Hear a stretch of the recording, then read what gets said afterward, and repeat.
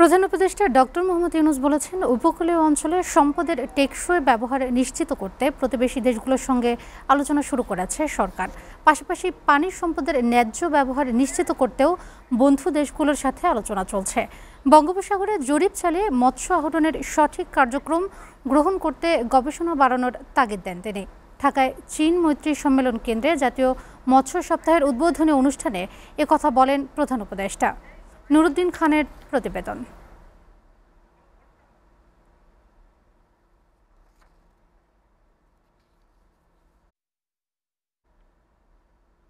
দর্শক, আমরা প্রতিবেদনটির জন্য অপেক্ষা করছি।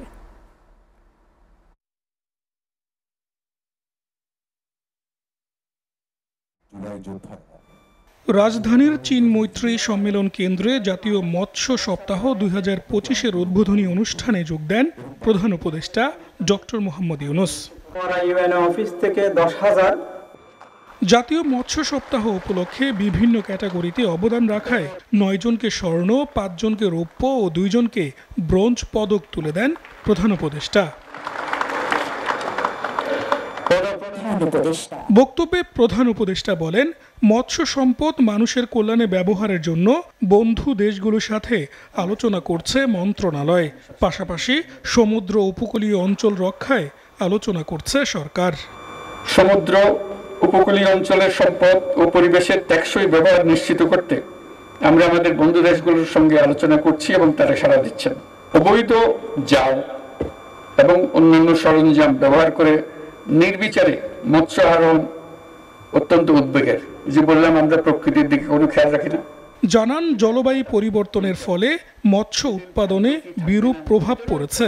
এর থেকে বেরিয়ে আসতে হলে বের করতে হবে টেকসই পদ্ধতি। সর্বোপরি জলবায়ু পরিবর্তনের ফলে মৎস্য উৎপাদনের বিরূপ প্রভাব পড়ছে। এ সকল ক্ষতিকর প্রভাব মোকাবেলার সমন্বিত টেকসই উত্তরণের কৌশল উদ্ভাবন করতে হবে। প্রধান উপদেষ্টা আরো বলেন, সরকারের লক্ষ্য হবে জেলেদের নিরাপত্তা নিশ্চিত করা, যাতে কেউ বৈষম্যের শিকার না হয়। ব্যাপক সম্ভাবনাকে কাজে লাগিয়ে আরো বিপুল সংখ্যক তরুণ সফল উদ্যোক্তা হয়ে উঠতে পারবে বলে আমি আশা করি। আমাদের লক্ষ্য হবে প্রকৃত মৎস্যজীবী ও জেলেদের সামাজিক নিরাপত্তার কর্মসূচির আওতায় আনতে বিশেষভাবে যত্নশীল হওয়া। অভ্যন্তরীণ চাহিদা মেটানোর পাশাপাশি মাছের রফতানি বৃদ্ধিতে উদ্যোগ নিতে হবে। এজন্য সবাইকে সমন্বিতভাবে কাজ করার আহ্বান জানান ডক্টর মোহাম্মদ ইউনূস।